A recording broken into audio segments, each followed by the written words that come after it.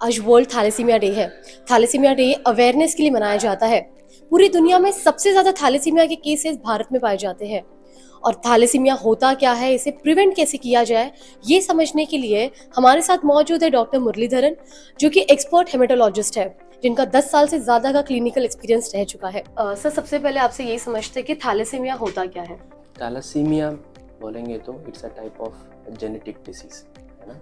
Genetic में भी specifically बोलेंगे तो हेरिडिटरी। इसका मतलब क्या है, किसी किसी को पेरेंट्स से लेके बच्चों का आया होगा, वेरी सिंपली टू पुट।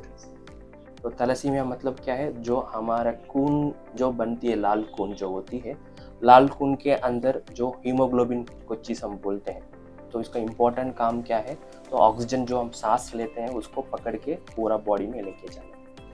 अगर जो वो बनने के लिए हमारा जेनेटिक में एक जीन होती है, उसको डिटरमाइन करने के लिए अगर वो जीन में कुछ डिफेक्ट हो गया, ठीक है, वो डिफेक्ट के वजह से हीमोग्लोबिन बनेगा नहीं, ठीक है, और खराब बन सकती है, ठीक है, और कम बन सकती है, और टोटली बंद भी हो सकती है। अगर ये एक पिता को एक ही प्रॉब्लम है और माँ को भी एक प्रॉब्लम है, वो बच्चे को दोनों मिला के ज़्यादा बन के आ सकती है, ठीक है। इसके वजह से हीमोग्लोबिन जो भी पेशेंट होते हैं, इन लोगों को खून कम से बनती है, कमी रहती है। इसकी वजह से हम खून हर महीने में और 15 दिन में एक बार चढ़ाना पड़ सकता है लाइफ लॉन्ग। और ये बीमारी की वजह से नॉर्मल लाइफ जो जनरली हम 60 साल भी पकड़ेंगे तो 60-70 साल भी एक इंसान रह सकता है, तो इन लोग इतने साल रह नहीं पाएंगे। And most of the time hospital में रहते हैं तब तक जो रहते हैं। So in an average 25 to लेके 30 साल के अंदर most of the patients will die.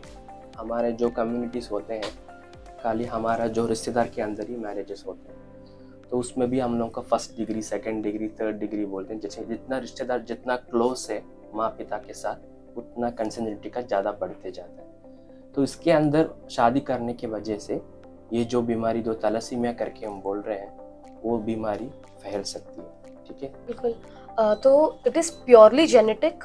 Community के अंदर ही जो मैरिज हो जाते हैं, लाइक स्पेसिफिकली बताएंगे तो मुस्लिम कम्युनिटी में तो ज़्यादा के ज़्यादा उन लोगों का रिलेशन रिश्तेदार के अंदर, क्लोज रिश्तेदार के अंदर मैरिज होते हैं। और अब साउथ में जाएंगे तो काफ़ी लोग जैसे कि मैटरनल अंकल, ऐसे मामा, तो उन लोगों के साथ शादी होती है बेटी और मामा के साथ। ये सारा डायरेक्ट रिलेशन के साथ हो जाते हैं। जैसे कि माँ के साथ एक जीन डिफेक्ट होगा, वो ब्रदर को भी जा सकता है ना, तो माँ का जो जीन डिफेक्ट उसका बेटी को आएगी, वो बेटी का जो जीन डिफेक्ट ऑलमोस्ट वो मामा के पास भी रहेगा, राइट।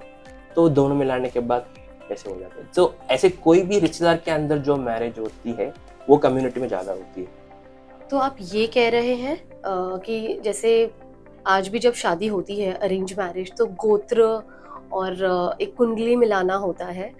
तो कहीं ना कहीं ये जो लॉजिक है ये इससे भी लिंक्ड है, ताकि चीजें समझ पाए, तो हम सेम गोत्र से ना हो। हाँ, बिकॉज वी मेक श्योर, जब हमारे या I belong from Uttar yes Pradesh, yes, तो हमारे यहाँ ये होता है कि मैं जिस गोत्र से हूँ, तो जो लड़का होगा वो सेम गोत्र से नहीं होना या चाहिए। I think this is the reason ये चीज फॉलो किया जाता है। Probably yes, that is true. ऐसे नहीं, मैं बोल रहा हूँ ना, जैसे हमारा देश में कॉमन है, ज़रूरत नहीं है, बाकी देश में भी तो है थोड़ा बहुत। सारा साउथ ईस्ट एशिया में बहुत कॉमन है कंपैरेटिवली। तो आप सही बोल रहे हो, उस जमाने में प्रोबेबली यही रीज़न हो सकता है। बिकॉज कोई कोई बीमारियाँ लाइक जैसे वाला, जैसे हेरिडिटरी बीमारियाँ जो होती हैं क्लोज कम्युनिटी के साथ अंदर हो चुका होगा, उसीलिए सेम गोत्र के अंदर उन लोग शादी नहीं कर पा रहे हैं। और यही चीज़ साउथ में भी वैसे चीज़ है। कोई कोई कम्युनिटी में से ब्राह्मण कम्युनिटी होते हैं, वो सेम गोत्र के अंदर मैरिज नहीं करते हैं, अलग अलग गोत्र में ही करते हैं। तो अलग अलग जो कम्युनिटी में है, बट फिर भी जैसे कि ना ऐसे बोल नहीं सकते, क्योंकि अभी में देखिए हमारे अभी तो कंट्री में सारा जगह पे सब लोग पढ़े लिखे तो आ गए है ना। तो मैं तो साउथ से हूँ, ठीक है। तो काफ़ी लोग माइग्रेट भी कर रहे हैं। तो माइग्रेट करने के बाद इधर आके मैं और किसी को शादी कर लिया फॉर एग्जाम्पल, वो दूसरा में उसका भी जीन डिफेक्ट माइनर भी हो सकता है ना। मैं भी अलग से ही हूँ, और वो भी जो आने वाली वो नॉर्थ से भी है, उसका भी जीन डिफेक्ट हो सकता है। तो हम अलग अलग गोत्र से ही हैं, बट हमको चांसेस है ना अभी भी, because we still have that gene defect is there circulating in our pool, है ना, इंडियन पूल में है अभी भी। कितने टाइप के थैलेसीमिया होते हैं? या सो टाइप पूछेंगे तो जेनेटिक लेवल में मैंने आपको डिफेक्ट बोला था ना, अगर कोई इंसान को एक डिफेक्ट, थैलेसीमिया का डिफेक्ट जीन पे डिफेक्ट है, तो उसके लिए हमको एक बेसिक ब्लड टेस्ट में पता चल जाती है वो माइनर है क्या मेजर है ओके, कौन सा ब्लड टेस्ट है वो? वो हम बोलते हैं हीमोग्लोबिन HPLC करके बोलते हैं, और इलेक्ट्रोफोरेसिस के नाम से बोलता जाता है। HPLC का फुल फॉर्म होता है हाई परफॉर्मेंस लिपिड क्रोमेटोग्राफी। आजकल लीडिंग ब्लड जो लैबोरेटरीज में all over India including the government hospitals में भी वो टेस्ट होता है, ठीक है। तो उसमें से अगर हमको सस्पिशन क्लिनिकली मिल रहा है, सस्पिशन माने कैसे सस्पिशन होता है, अगर किसी बच्चे लोग ऐसे, मैंने कोई बच्चे लोगों को बार बार खून कम होते जाती है, रीजन पता नहीं चलती है, ठीक है। और कोई बड़े लोगों को भी किसी को खून बार बार कम ही रहता है, तो उन लोगों को ये टेस्ट हम लोग सब्जेक्ट करते हैं। तो हमारे पास हेमाटोलॉजिस्ट के पास आते हैं तो हम लोग थोड़ा क्लिनिकल सस्पिशंस पे टेस्ट करते हैं। तो अभी ये ऑप्शनल पे है, that's what I am trying to say, it's on optional.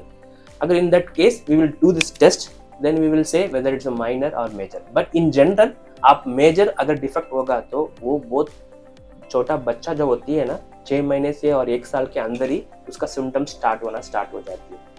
लगभग 1 साल, ऑलमोस्ट 6 महीने के बाद से महीने और 2 महीने 3 महीने से ना उसको खून चढ़ाना पड़ना स्टार्ट हो जाती है। That is a major defect. Okay, minor defect को कभी पता ही नहीं चलता तब तक आप टेस्ट नहीं करते हो।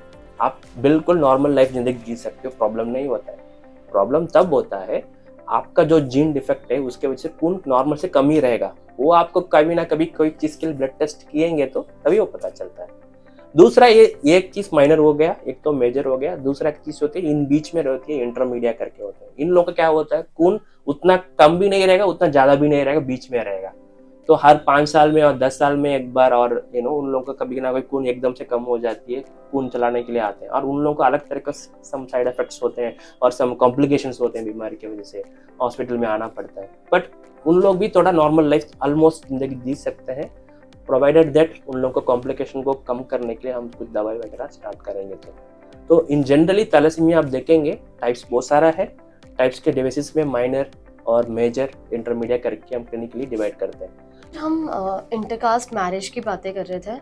अब जब ये इंटरकास्ट मैरिजेस होते हैं, इंटर कम्युनिटी मैरिजेस होते हैं, तो आप ये भी कह रहे थे कि एक टेस्ट होता है जो आप शादी से पहले कर सकते हैं, जैसे फोटोशूट होता है, बहुत सारी चीज़ें होती हैं शादी से पहले, तो ये भी एक चीज़ इम्पॉर्टेंट है। There is something called premarital screening. Okay, तो उसमें रूटीन जो खतरनाक वाला इन्फेक्शन जो होती है वो जो sexually can be transmitted to another person. So for example, HIV, right? Hepatitis B, C. So these can transmit sexually. So called STDs. So commonly वो सारा screen करते हैं इसमें। उसमें we can add this test also, something called hemoglobin HPLC. So screening program for thalassemia. So that are clinically relevant. जो हमारा देश में जो जब very commonly होती है तो वो हम स्क्रीन कर सकते हैं। And it's very and it's reasonable also. It won't cost more than lab change होती है। गवर्नमेंट में तो करेंगे तो अराउंड 200 और 300 rupees. If you go to private lab it ranges between 750 to 1500 something like different labs charge differently, but within 1000 on an average you can confirm it actually, and becomes very important. And whatever the marriage, even it could be like from distant relation also, or it could be like दूर का है शादी है, but फिर भी करना ज़रूरी है। किसी ने आपको मैंने रिसेंट बताया था, क्योंकि because of the migration of the population all over India, इधर का उधर, now we become totally one Indian community, right? And now we are also migrating outside also. See, previously US is not a country of thalassemia, but they are also started having thalassemia mainly because of the migration. So it become a global problem overall, right? तो first of all screening करने के लिए test करना ज़रूरी है। Screening करने के बाद, फॉर एग्जाम्पल, आपको हम एक पेशेंट को स्क्रीन कर रहे हैं मैरिज के पहले, बट वो तो लव मैरिज है फॉर एग्जाम्पल, दोनों को जीन का डिफेक्ट है, but they can not go away from the marriage, they have to do the marriage, but they know that at least they are having gene defect is there, but that is not having, उन लोगों को ज़्यादा दिक्कत नहीं दे रही है, but उन लोग को बच्चा होने के टाइम दिक्कत हो सकता है। अगर वो प्रेग्नेंट भी हो रहे हैं तो हम प्रेग्नेंट लेवल सिंस हमको पहले ही पता था इन दोनों को डिफेक्ट है करके, हम उन लोगों को मॉनिटर कर सकते हैं प्रेगनेंसी का अर्ली टाइम पे वापसी वगैरह करके। वो जो फीटस ग्रोथ हो रही है वो अफेक्ट भी हो सकता है, नहीं भी अफेक्ट हो सकता है ना, उसको टेस्ट करके देख सकते हैं। अगर अफेक्ट नहीं हो रहा है और एक ही खराब जीन है उसका, तो उसका नॉर्मल लाइफ जिंदगी जी सकता है, तो उसको हम प्रेगनेंसी को कंटिन्यू भी कर सकते हैं। अगर खराब जो हो गया, फीटस हो गया, तो उसको हम अबॉर्शन भी पहले ही कर सकते हैं। I mean, if you are going to get a child, you are planning for a pregnancy, just check it. Correct. At least if you are not able to check before, उसके पहले कभी भी नहीं कर पाए, तो at least pregnancy करने के पहले तो चेक कर लो। एटलीस्ट हम अवॉइड कर सकते हैं थैलेसीमिक चाइल्ड को प्रिवेंशन करना। जीन एक बार डिफेक्ट हो गया एंड इंटर सेम कम्युनिटी के अंदर मैरिज होते जाएगा, दैट जीन का डिफेक्ट बढ़ते जाता है, right. So it become a community. So एक कम्युनिटी में कॉमन ज़्यादा होने के कारण मेन रीजन क्या है, because they are marrying among themselves. जो सबसे सिंपल दिख रहा है वो यही कि आप पहले स्क्रीनिंग कर लो। या so love marriage is exceptional कि अब तो वो हो ही गया है, but Yeah. With arrange marriage ये चीज को ज्यादा ध्यान में रखना चाहिए। yes, ध्यान में रखना चाहिए। Because we don't know the history background of family. Totally agree. Right. And when because I have seen matrimonial site for my brother also, when we are searching nowadays, they are asking, they are premarital screening, thalassemia, they are asking. It's a good thing, but they are kept it optional. But I feel like that it has to be compulsory. I think government और जितने भी Then yeah, शादी.com और ऐसे जो yeah. Websites हैं Yes, वो promote matrimonial sites, yeah, they are doing it. should be mandatory to Yeah, do this. it's in optional. Even government institution run hospitals also in during the pregnancy confirm होने के बाद we should make it compulsory. That is not also not compulsory till now. So we have to make it compulsory. And government is doing good programs. They are reaching out to tribal people. They are screening it actually. उन लोग screening program भी चल रहा है. What I am saying is like that हम जन को सबको भी पता होना चाहिए इस बीमारी है. आई थिंक ये बहुत अवेयरनेस इज वेरी इंपॉर्टेंट जो है नहीं। Of course. अगर मैं नंबर्स के हिसाब से समझूं तो इंडिया में कौन से स्टेट है जहाँ सबसे ज्यादा थैलेसीमिया के केसेस हैं? पॉकेट्स में आप देखेंगे तो बंगाल, यस, ईस्टर्न यूपी, ठीक है, and probably Punjab, Haryana, that area, and Gujarat and Rajasthan, because they are having many pockets are there. South में of course Kerala and Tamil Nadu, especially the tribal areas, they are having more pockets. So types के different होती है, because if you ask me beta thalassemia, it is more common towards south. Right, as you If you call eta thalassemia, it's more common in Bengal, but it's happening very huge. They are transfusion dependent also. And if you go to like sickle cell anemia and all those thalassemia type, Orissa and Vidarbha, Nagpur, that area. Before marriage for example अगर किसी को thalassemia है उन्हें पता नहीं if they are asymptomatic, is there any symptom? So unfortunately thalassemia minor होगा तो पता ही नहीं चलता है. You will be completely normal. So especially लड़का होगा तो पता ही नहीं चलता है, क्योंकि लड़का को जनरली मेंस्ट्रुअल पीरियड नहीं होता है. फॉर एग्जाम्पल लड़की जा रही है, 15-20 साल की लड़की, ब्लीडिंग ज़्यादा हो गया, खून कम हो गया, डॉक्टर के पास जा रही है, ठीक है, डॉक्टर को हीमोग्लोबिन चेक करा 9 पे है, 9 तो नॉर्मल नहीं है, बट वही ऐसे क्लिनिकल प्रोफाइल थैलेसीमिया माइनर भी वैसे होता है. उन लोगों का खून नॉर्मली 12 होना चाहिए, लड़की लोगों को 9 से लेकर 11 के बीच में रहता है. उन लोगों को भी आयरन डेफिशिएंट में खून जाता है ना, ज़्यादा हो गया तो खून कम होता है, उन लोग भी ऐसे रहता है. तो डिफरेंशिएट करना मुश्किल होती है, तो डॉक्टर क्या करेगा, आयरन का ट्रीटमेंट देगा. तो उन लोगों का एक ही चीज़ क्या करना है, 3 महीने और जो भी गोली खा रहे हैं, इंजेक्शन जो भी ले रहे हैं, 3-4 महीने के बाद वापस जाके हीमोग्लोबिन चेक करो. तो हीमोग्लोबिन आयरन ट्रीट करने के बावजूद भी खून नहीं बढ़ रहा है तो इनडायरेक्टली हमको चेक करना जरूरी है. आजकल लड़की होगा तो मैं क्या बोल रहा हूँ, सबको खून कम होगा तो एक बार डॉक्टर के पास जा रहे हैं, खून नॉर्मल से कम लग रहा है तो चेक ही कर लो, क्या प्रॉब्लम है. करना था. कोई ऐसी रिपोर्ट है जो ये बताता है कि कितने अनडायग्नोस्ड थैलेसीमिया पेशेंट्स रहे हैं इंडिया में? It should be in millions actually. Exact numbers नहीं है. It should be more than 2 to 3 million, more than that. Okay? वो हम स्क्रीनिंग करने के बाद पता चल रहा है. स्क्रीनिंग के तो और भी बढ़ सकता है, right? So treating thalassemia is expensive? Of course. Government has made it blood transfusion free for them, at least known thalassemics को. But getting a blood become very difficult.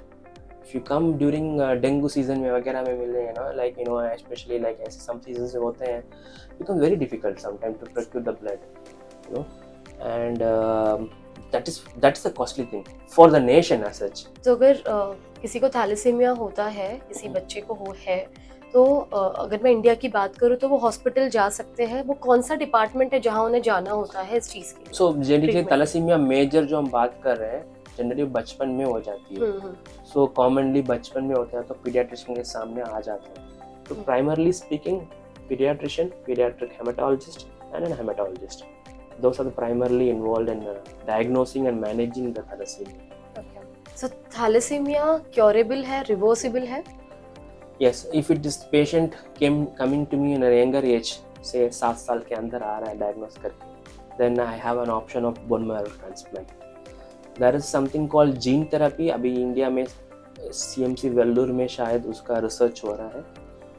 Probably आ भी सकता है फ्यूचर में. अगर हो गया तो सिंपल है वो ट्रीटमेंट, जैसे हमको एक इंजेक्शन देने के बाद खून अपने आप ज़्यादा बढ़ना स्टार्ट हो जाती है. दैट्स फ्यूचर है वो, बट अभी के लिए आप पूछेंगे तो bone marrow transplant is the only curable option. बाकी जो कंप्लीटली क्योरेबल. Completely curable. एक दो क्राइटेरियाज है उसके लिए भी पेशेंट सिलेक्शन होना चाहिए, बिकॉज पेशेंट कॉम्प्लिकेशन नहीं होना चाहिए, जैसे मैं आपको बताया था. उम्र जितना जाते जा रहा है, अगर 7 साल का बच्चा को और करना 10-12 साल का बच्चा करना हमें फ़र्क पड़ती है, क्योंकि उन लोग ऑलरेडी इतना सारा ऑर्गन डैमेज हो चुका होगा प्रीवियस ब्लड ट्रांसफ्यूजन की वजह से, बहुत सारा ऑर्गन डैमेज हो चुका है, तो ट्रांसफर करना मुश्किल हो जाती है, उन लोग कॉम्प्लिकेशन ज़्यादा होती है बेसिकली. उसकी वजह से जो पेशेंट मार्टालिटी मतलब पेशेंट मरने के होते हैं ट्रांसफर की वजह से वो ज़्यादा हो जाते हैं. जितना उम्र कम होगा उतना अच्छा है. जनरली हम लोग 2 साल के बाद कोई भी बच्चे लोग हम 1.5 साल के बाद भी कर सकते हैं. ट्रांसप्लांट के अलावा आप देखेंगे the normal life span of a thalassemic kid not more than 35.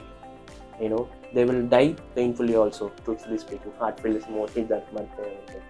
They cannot live normal life जिंदगी भी सही सकते हैं. So इंडिया में देखेंगे ना, on average थैलेसेमिक मेजर पेशेंट्स मरते हैं अगर ट्रांसप्लांट नहीं कर पा रहे हैं तो 15 to 20 एज में मर जाते हैं. अगर कोई पेशेंट बच भी जा रहे हैं तो they will die within 35 to 40 years के अंदर मर जाते हैं.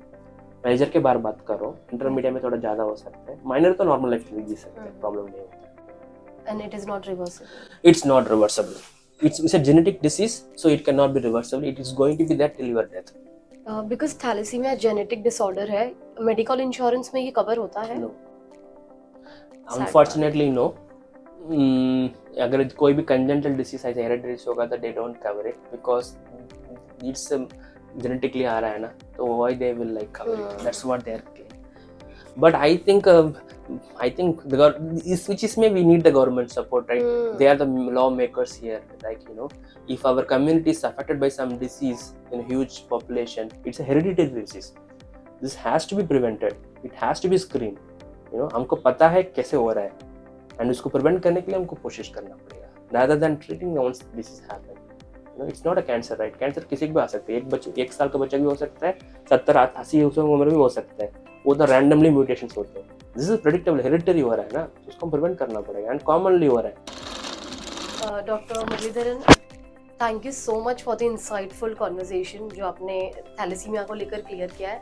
आई होप हमारे ऑडियंस को ये काफ़ी हेल्पफुल होने वाला है ये interview. Thank you so much for joining us on Medicoly. Thank you so much for the opportunity. I wish we will like meet in another meeting where we don't have any thalassemia patients. Hopefully, yes, certainly. Thank you so much. Thank you.